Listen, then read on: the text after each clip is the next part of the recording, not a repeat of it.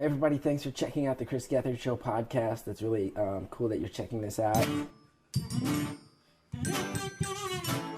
We're about to do, I think, the dumbest show we've done in years. His life would be trashed! Hey, you better believe I'm trashed.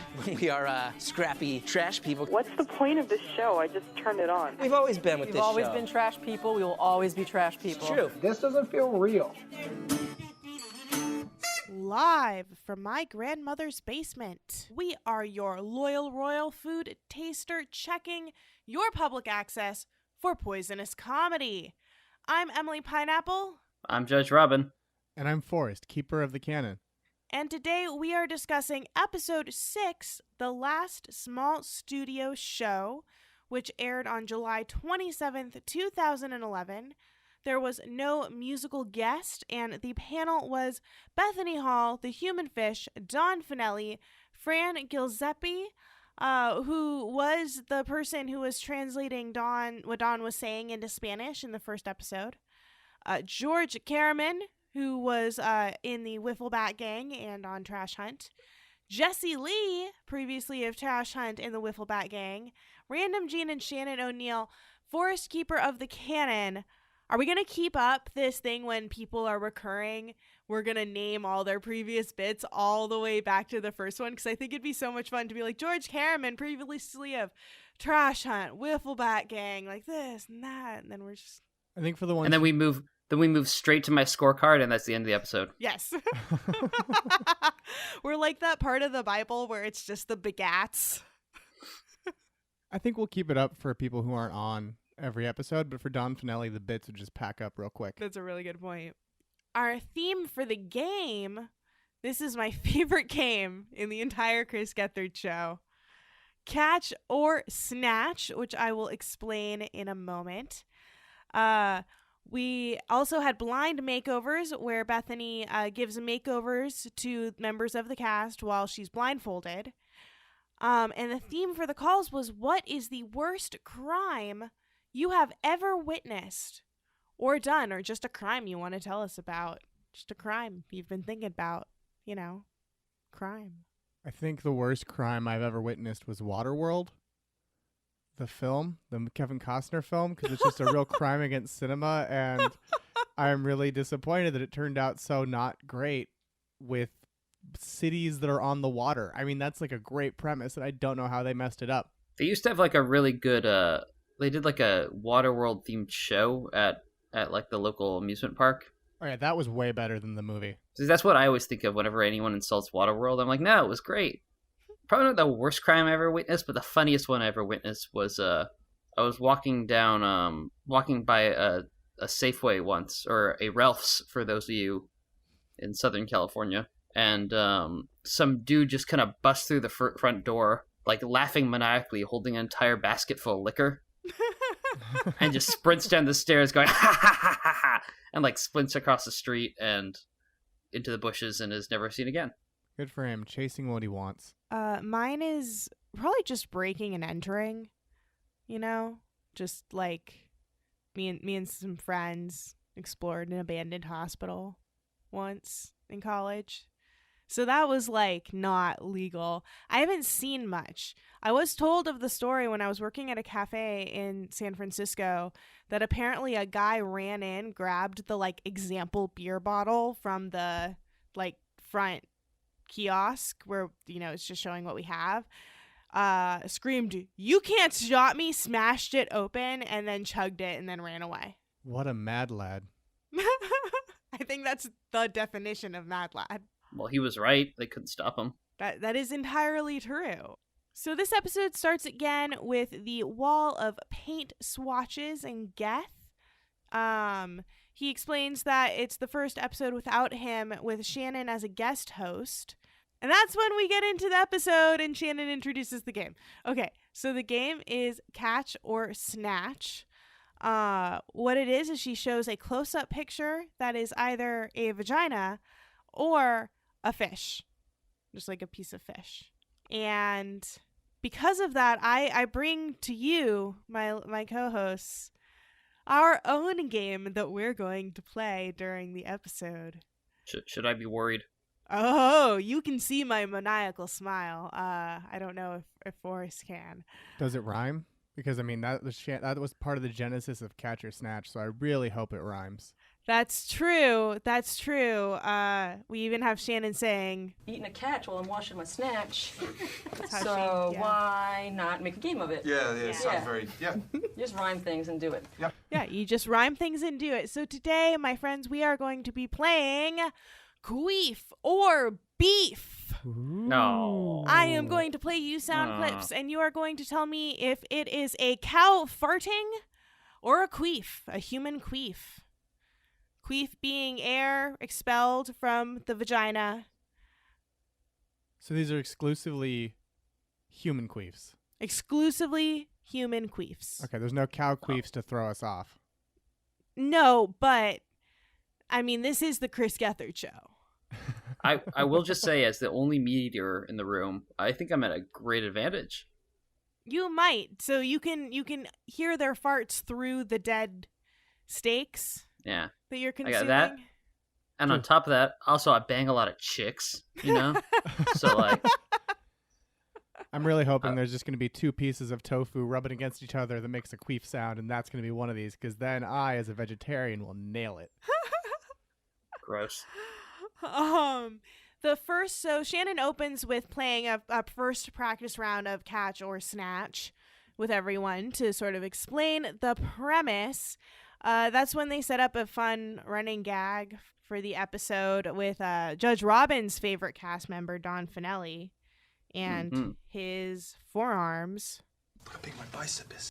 You notice that his bicep is in the picture with, like, the vagina or fish, and he's like, wow, it's huge. I noticed that from the get-go, too. From the first time they play it, I saw him flexing in the corner. I was like, is Don Finelli flexing? And yeah, he was. And he continued to do this all episode. So, in the spirit of her, playing a game of Catch or Snatch, it was a Snatch. The first one was a Snatch.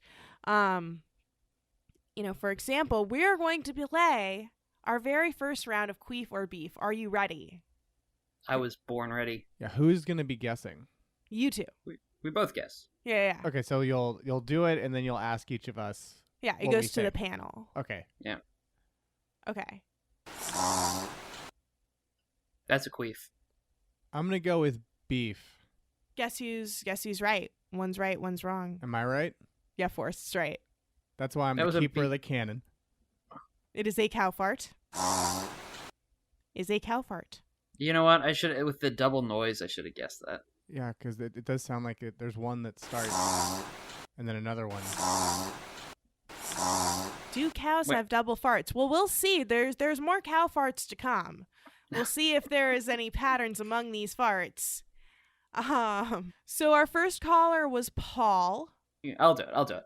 Our first caller was Paul, who claimed he witnessed someone steal a projector from the school he was at. Now he knows this because he paid the person $40 to steal the projector. The projector being worth about $100. So still, I can do math. $60 profit on that. Did he mention why he wanted a projector so bad? It was to watch movies. Well, that's fair. Yeah. Our next caller who calls in right away, Alyssa. Well, first, so Shannon doesn't really know who she is. Because Chris didn't really explain, like, oh, this girl calls in. She's like, why do you call in? And, because Chris says, like... but we still haven't quite figured out the rhythm of that bit, how to get it right. I think that a big part of the rightness was introduced tonight, don't you all think? Do you think that if they weren't playing Catch or Snatch... Is this the beginning of Shannon saying inappropriate stuff to Alyssa? It is. Even to the point where, so after Shannon says, Alyssa, have you ever touched yourself? valiantly Jean jumps in with, You don't have to answer that. just poor Alyssa was like so very uncomfortable. She had an interesting crime story though. Who wants to talk about her crime story, and then we can get back into her playing Catch or Snatch? I'll talk about it. So Okay. she saw two women fighting at Disney World while she was just sitting there eating a churro. And they were fighting, and as they fought, one drew blood from the other with acrylic nails. We have this on that. Yes, there was blood. Yes, there was blood. That is the new movie. It's the sequel to There Will Be Blood. Yes, there was blood. Brought to you by 3 busy Debras and produced by Chris Gethard. Yes, there was blood. She also brings up the whole idea that Disney World has their own laws, and that was part of why she didn't intervene. And it's true. They have. Wait, she said that I was why thought she she said that was part of why she said didn't that, yeah. intervene. Yeah. And that they do have their own laws. They also have their own fire department and water department, and are an entirely separate district in Orlando, where they just provide their own infrastructure and can give themselves liquor licenses. How do they?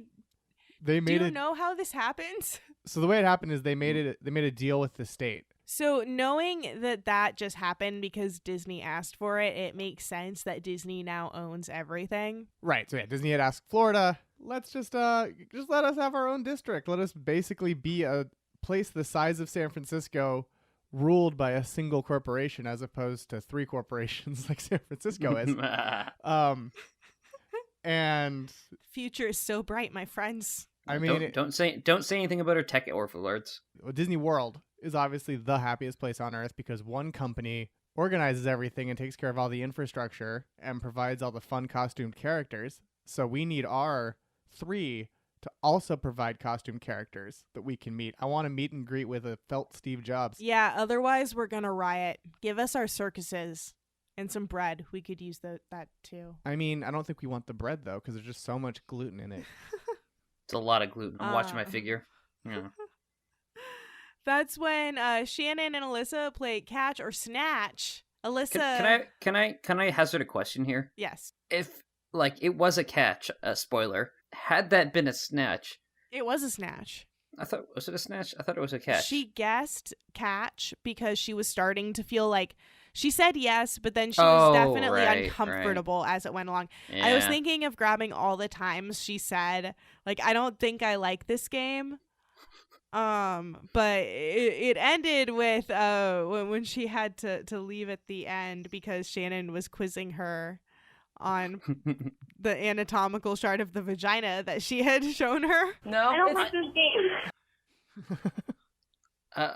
Are we getting into legally gray territory here? I don't think so. I think the reason it was okay, if it's okay, I think the reason it's okay is probably because it was specifically the anatomy chart, so it is something that they would see in school.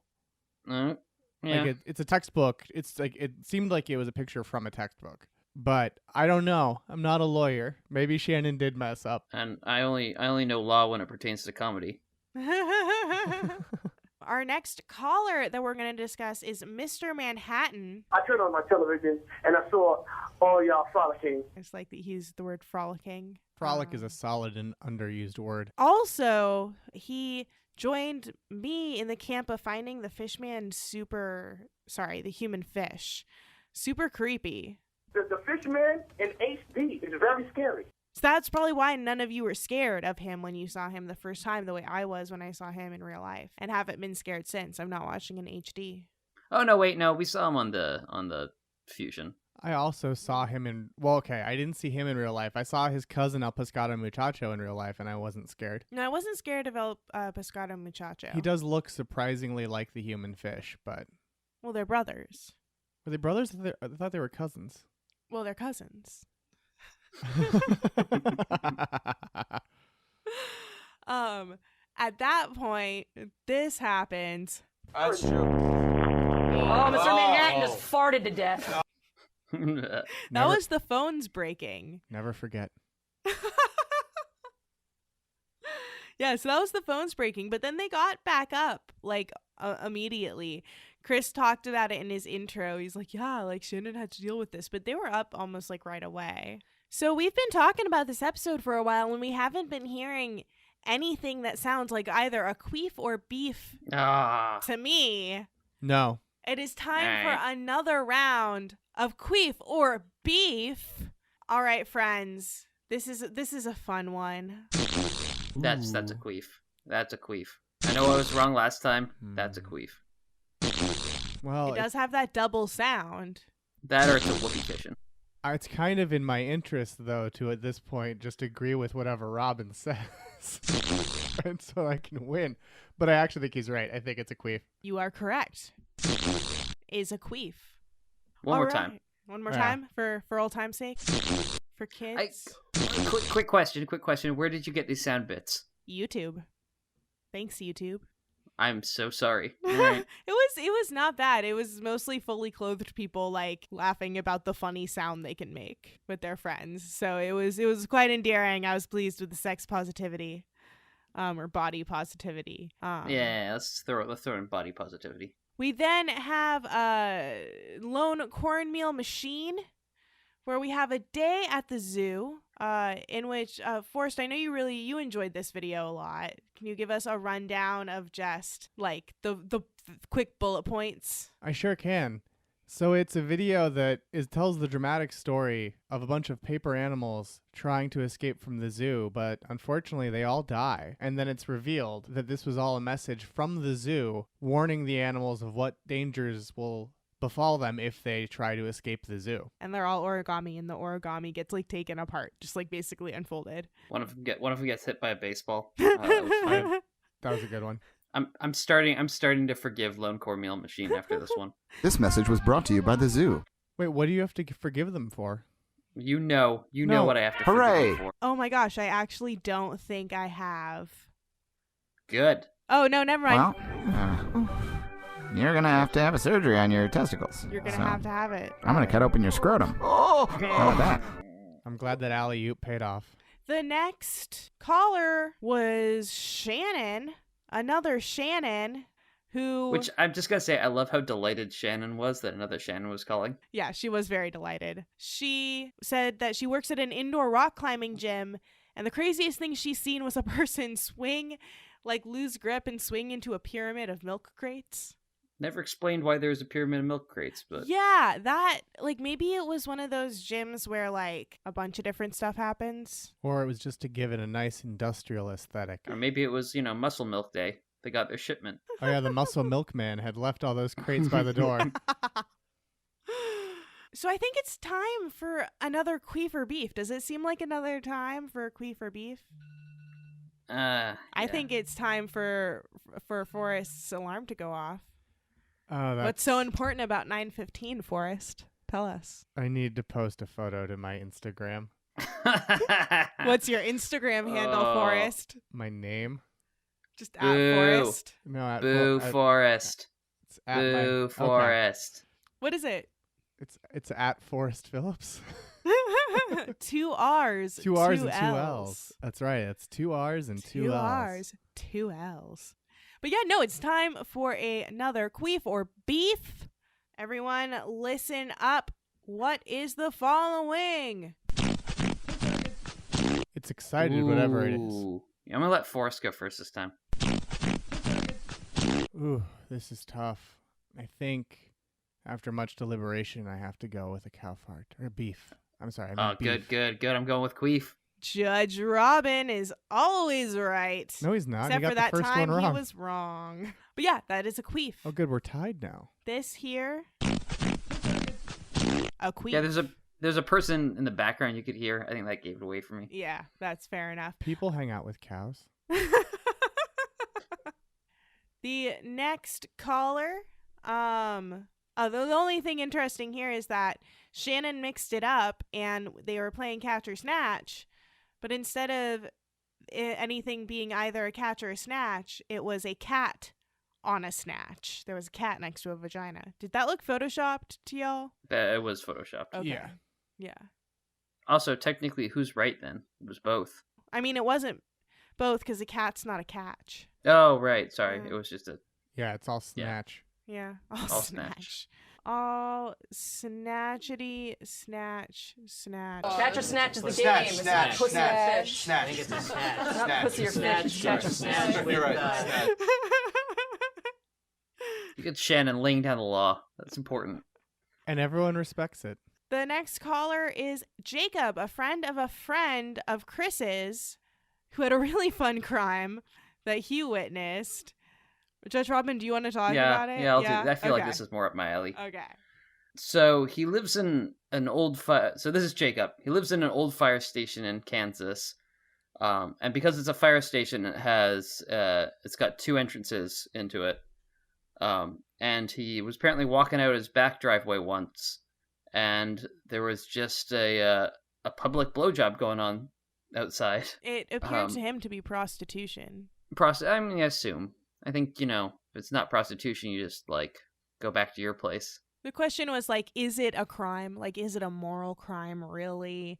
It's not a moral crime. I think it's a crime. I think it's a public indecency is a crime. I took it as them not realizing that public indecency was a crime, not necessarily that they were going into moral crimes. Well, they thought they were in, an isolated spot. True. You're not allowed to just whip it out in an isolated spot. Have you ever whipped it out in an isolated spot, Robin? I mean, yeah. I went to college. So the next caller is Josh, and he's, in Los Angeles just watching the show with his friend Chris, who just, knows some people in the cast. It's no big deal. It's no big deal, you guys. No big deal. It's no big deal. It's just his friend Chris. It's just his friend. Yeah. It's just his friend. Who wants to talk about the crime he saw? Well, as the one person on this show who has never lived in LA, I feel like it's really my role to talk about all the LA crimes he's seen. So he said he just saw a lot of crimes, including looting, because he grew up in LA, and so he saw the LA riots. Which leads Shannon to point out that the reason the Chris Gethard Show happens is because this episode happens is because lots of the members of the cast have just committed crimes and didn't want to feel alone. And that's when this happened. Random Gene was wearing a male wig and sucking a guy's cock in front of a fire station. Oh, well, that definitely I do not do that. It's one of the best moments of the show's history. Yeah, just in case you guys didn't realize this was a joke. Good. Thanks for Random Gene for clarifying that. And I love how the concept of yes and does not apply to Gene. I mean, I don't know. I feel like her objection really does sort of yes and the joke. Just because what makes that joke land so hard for me is her I don't do that. And then our next caller, we get Chris from New Jersey. Who wants to talk about Chris from New Jersey? But first, before we get to Chris from New Jersey, it is time for another round of Queef or Beef, America's favorite pastime. Are you ready, my friends? All right, I got this. Let me put my game face on.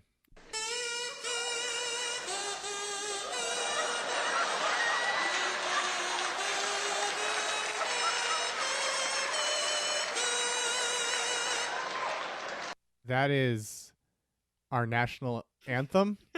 Would you like to hear it again? Oh, I would always love to hear our national anthem. What do you think it is, Judge Robin?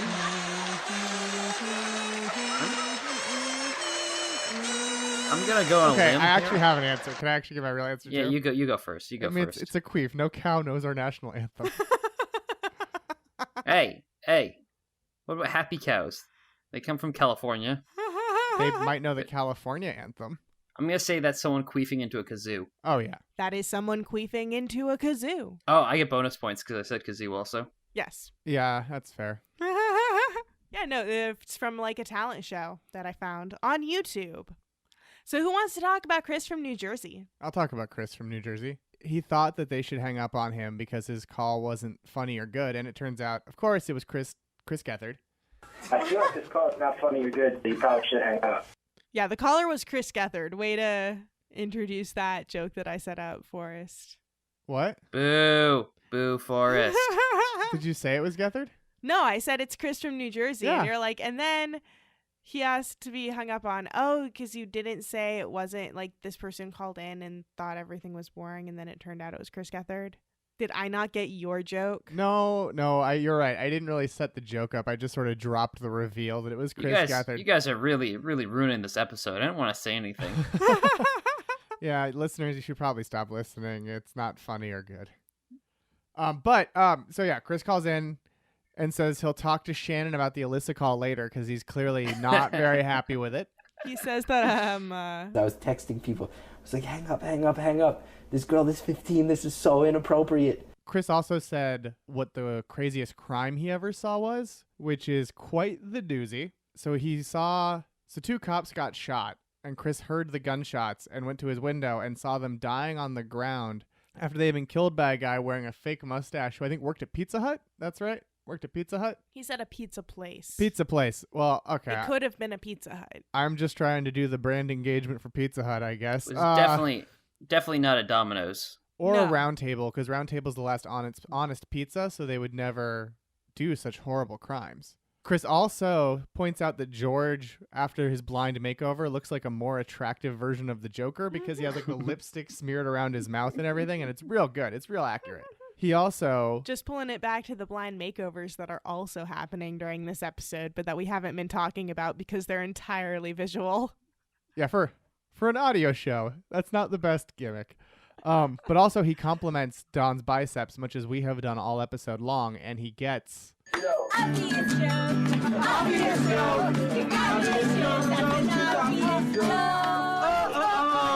Obvious joke. We were ready for that joke, you dumb motherfucker. Good try.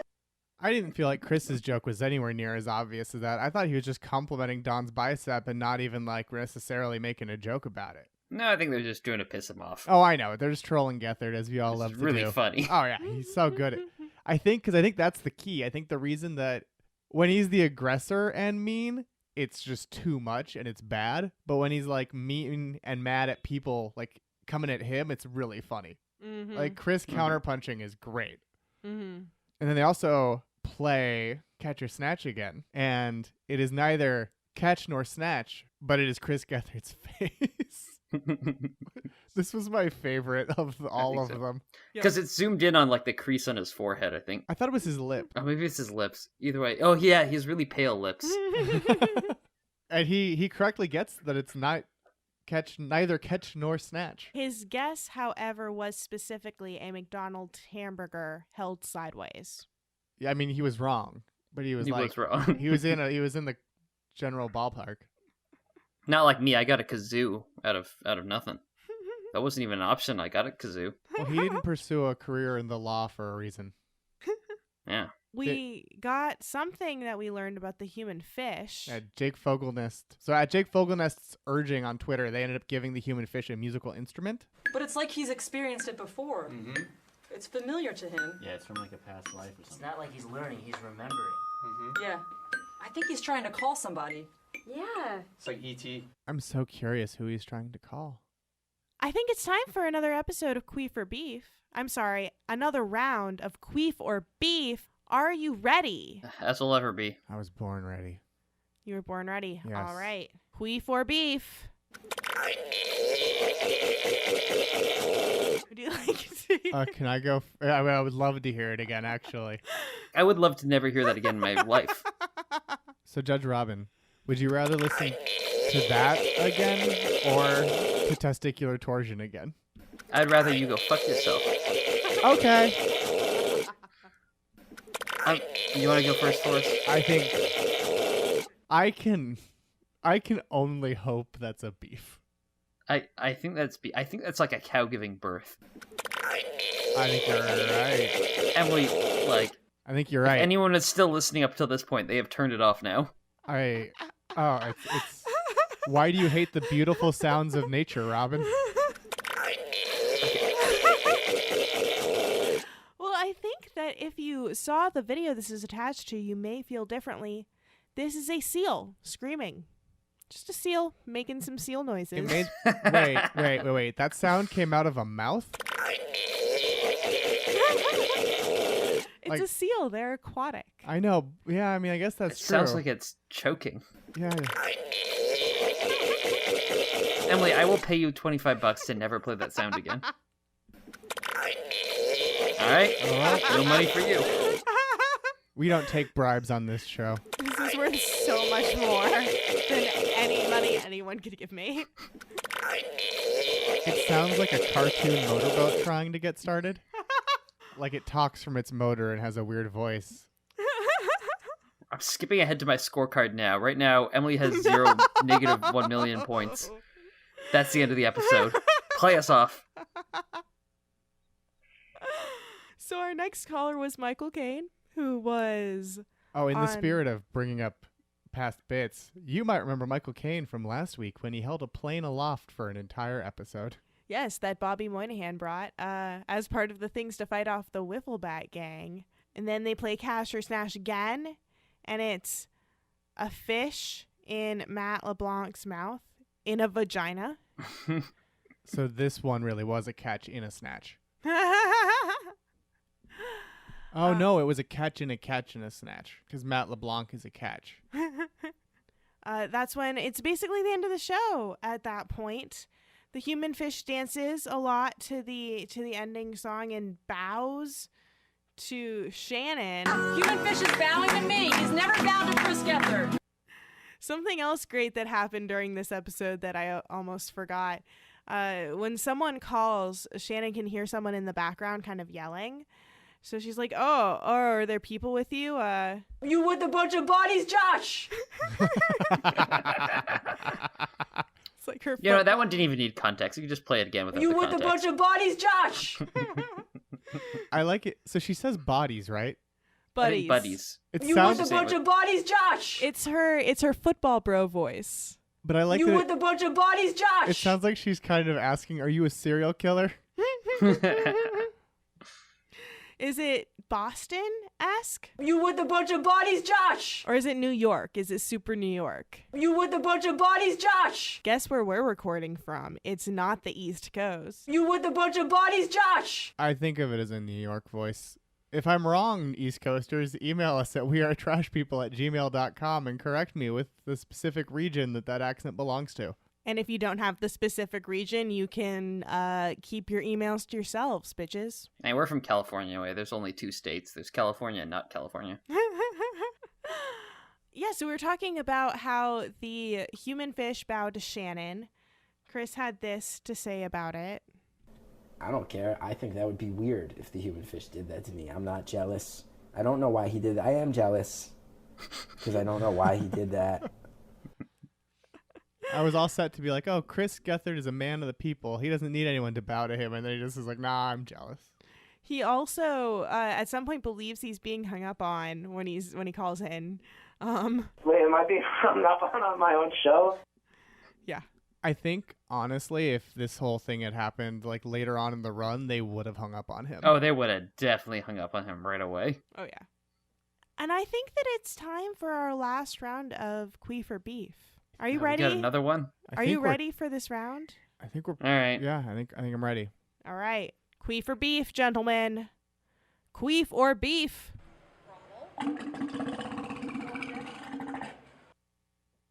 That's not the one you just played? But... Yeah, obviously, Forrest. Okay. Obviously, it's different. I think that's a sea lion. Yeah, I think it's neither queef nor beef. Do you have any specifics you'd like to throw out? We have sea lion. Like a hippo? Could also be a clogged toilet. Ooh. It is a walrus. That is a walrus. The walrus's name is E.T. This is E.T. Everyone knows walruses are just sea lions with tusks. He's calling home right now, y'all. They do feel pretty much halfway between a sea lion and a hippo. He's calling to the human fish. This is who the human fish was calling. I hope we can hear his inspiring message of peace. So now that we finished the episode, it is time for our personal segments where we bring you things that we personally love about the Chris Gethard Show. We are starting with mine, NPC, most valuable non-player character, my favorite audience member. I love you! Today, we did not have an audience in the studio, but my favorite audience member... believes that I feel like this call is not funny or good, so you probably should hang up. Chris Gethard is my favorite audience member this episode. It is now time for that canonical corner over there of Chris's canon, where canon happens. Forrest, tell us about your trivia, Easter eggs, and superfan observations. Sorry, I thought you were going to play my song. Oh! She can hit the sea lion one 15 times, but can't hit Forrest drop once. Okay, well, that's all you need to know. So That's all you need to know. there it is. Okay, so while this is the first time we'd see the Chris Gethard Show without Chris Gethard, we'd see it again in 2017 when Gethard tried to set up Jason Mantzoukas and Paul Scheer by leaving them to host the show, and they successfully caused the audience to mutiny against Gethard and leave the studio while Gethard desperately begged them to stay. And we would also see the Chris Gethard Show without Chris Gethard again in 2019 when Robbie Hoffman hosts the Chris Gethard Show with Robbie Hoffman on February 8th at the Lyric Hyperion Theater and Cafe in Los Angeles. And we will be there, or will have already been there, and we look forward to seeing all the Geth heads there, or hope we saw you and liked you. And then my other one is that Mitchell Stephen Fesh suggested the topic of this week's Lone Cornmeal Machine video, and he has a whole weird history with the show.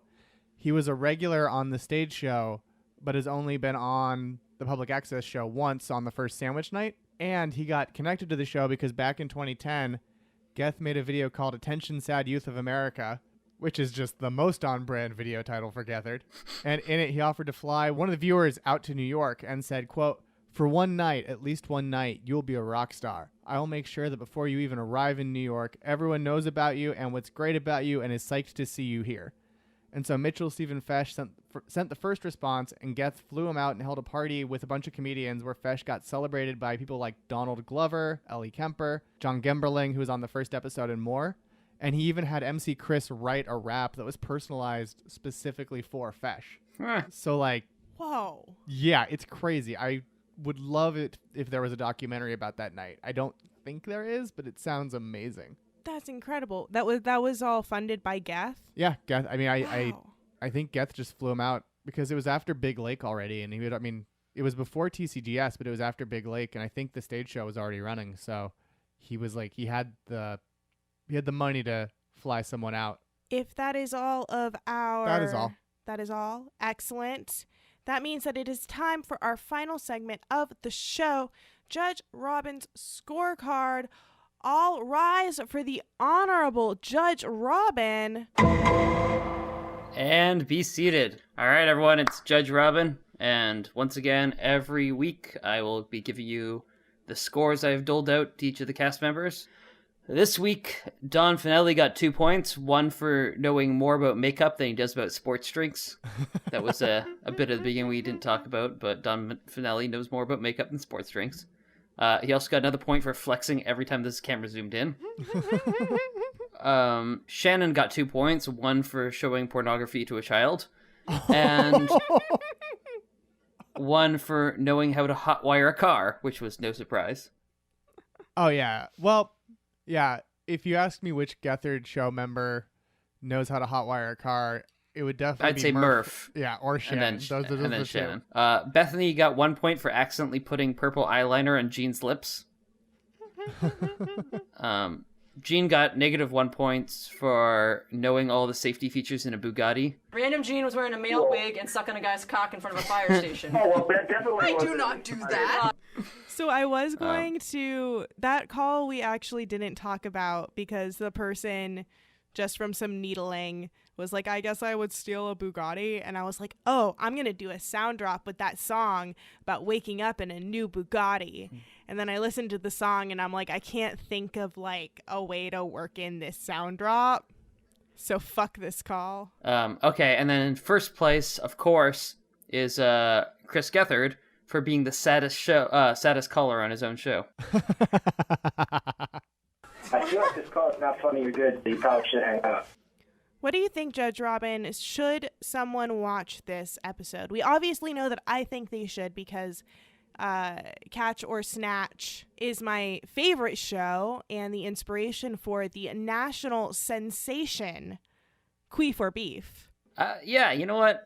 Especially if you like Shannon, this episode's got a lot of Shannon. And who doesn't like Shannon? Shannon's arguably probably the funniest person in that show. Yeah. So it's you know, it's more Shannon than you normally get because she's running it. But I recommend this one. I think this is a good one. What do you think, Forrest, Keeper of the Canon? I think that if you like the Chris Gethard Show, you should definitely watch it. I wouldn't use it as an introductory episode just because Gethard himself isn't on it. But I think it's definitely one that you need to see. I mean, I obviously agree. Thank you all for joining us on this, my favorite episode. I'm probably going to be saying this about another episode in the future, but this is at least my very favorite game.